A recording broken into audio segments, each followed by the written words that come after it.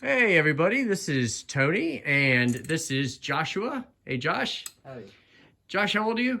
I'm 17 right now. 17 years old, and Josh came to me and said, hey Dad, that old car in the barn, it's really nice. Can we get it running?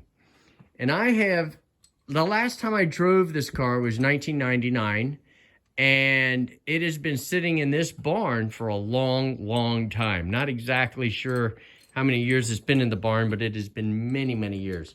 So this is a Plymouth Sport Fury, and it has a 440, and it is an enormous car. It is so big, and it sounds great when it's running. It's been so many years, but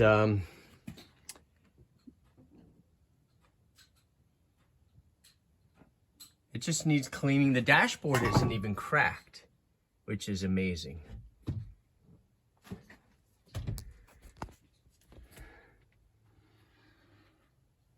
And just the condition of the car is really incredible. I mean, rust-wise, it's just amazing. It's been sitting here forever.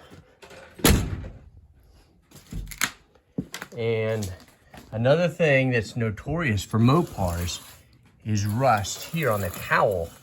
And this car has none, which is really a big encouragement. If you look here, you'll see that cowl is rust-free, which is really cool. So what we're doing, Josh, can you explain what it is that we're trying to accomplish here? What are you up to? So, essentially, what we've done so far is we've cleaned off the car, gotten all the debris and just old stuff off of it, and then we popped the hood, and we took a look at the engine, and we hooked up a new battery and a jump starter to it. When we tried to turn the engine over, it didn't really want to start. But the engine moves. We could see the fan blade and these belts. They were moving slowly, but still. So the engine was revolving, just not at normal starting revolution speed. Right. Okay. But that's still good news to us, because that means the engine isn't seized up. The piston rings haven't rusted to the piston wall.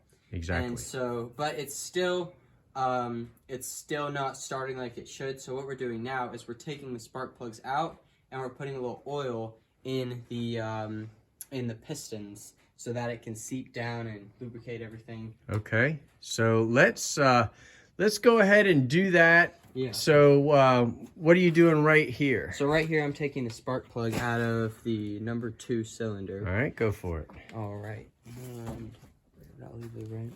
Thank you. You're welcome.